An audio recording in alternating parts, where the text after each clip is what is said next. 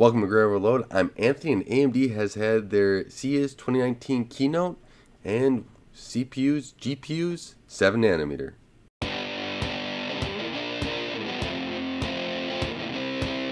This year's being AMD's 50th anniversary, and they got to do a CES keynote. And what I was really taken away with in the beginning and throughout the entire presentation is that Lisa Su and AMD, they really want to be pushing the high performance envelope. They really want to be known for high performance. And if you have a workload in any area and you want the best performance, you want to go with AMD. And so it really seems like they're trying to push in that direction. And Lisa Su talked about everything, parts that are already out, like Threadripper, the Ryzen mobile stuff that was already prior announced to CES, with the new Ultra Thins and this, Chromebooks and stuff. But really what was really interesting was the next subject, which was gaming. And then having the 7 nanometer graphics card being announced, the Radeon 7. And that was really huge to me because I was not expecting a graphics card to be announced. I thought that if they're going to do graphics card, maybe hey, we have something coming and later in the year. But they announced it. They said it's going to compete with a 2080 out there already. And it's going to be about the same price point at $699. It's going to be HBM2, 60 compute units, 25% more performance at the same power, a terabyte per second. It's got a lot of cool stuff. I'm actually excited to see this.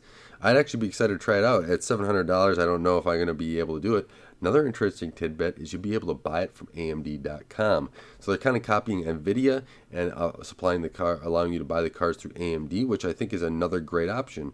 It'll also be at other retailers as well. And then there's 3 games. But they kind of then brought it up with like Ubisoft and everything else, kind of showed off some limited benchmarks. Cherry picked probably. There can't be too much fine tuning left. Well, yeah, about a month. So there's probably a little bit left of fine tuning with the drivers and stuff for the Radeon 7. But the Ubisoft was up, showing off the Division 2. They're showing off some 4K 60. That's what they're saying that this card can do is 4K 60 frames per second. Granted, there's no ray tracing, so you won't be able to get that. But with, a lot of the FreeSync stuff that was there, that AMD still needs to push that more. They do need to get better at branding FreeSync, getting it out there, and making sure that they keep that FreeSync name out there, especially with NVIDIA getting into the G-Sync side of adaptive sync on that standard as Intel's coming too, and supporting it. So if FreeSync can go out there, AMD will still have that brand, and then you make sure that that's front and center to know that that coincides with the Radeon brand. I think that'll help them too here, but I'm really shocked that they came out with another card. A little less compute units than Vega, but it's supposed to be more powerful than Vega. So if I can get my hands on one of these, I would be really excited to test it versus my current Vega that I have in my system. But they did show it off, and granted, I'm watching on YouTube, so it wasn't the greatest resolution. But the Division looked pretty cool, and the other game from Capcom, that looked pretty good as well. I'm blanking on the name of that, but I'm sure somebody will put in the comments. So somebody else asked for it, they know. And thank you for that. I appreciate that because I completely am blanking right now. But I'm actually really excited about that graphics card just to see if it puts a little bit of pressure on NVIDIA to see and it competes.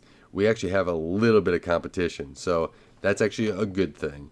And then AMD, they talked about Epic, which they already have, and they said it's going to come in it's shipping mid 2019. So that was a new tidbit of information there from Epic on the 7 nanometer side of things, and they were saying that it's going to be the best. They claim it's going to be the best server processor that the world has ever seen. Well, new technology usually does that, so that's a good sign, right? But I'm sure everyone else really wants to know about Ryzen, and it's going to be the Ryzen Generation 3 on 3000 series. It's going to be the Zen 2 core, 7 nanometers. And PCI Gen 4 as well is going to be enabled on it.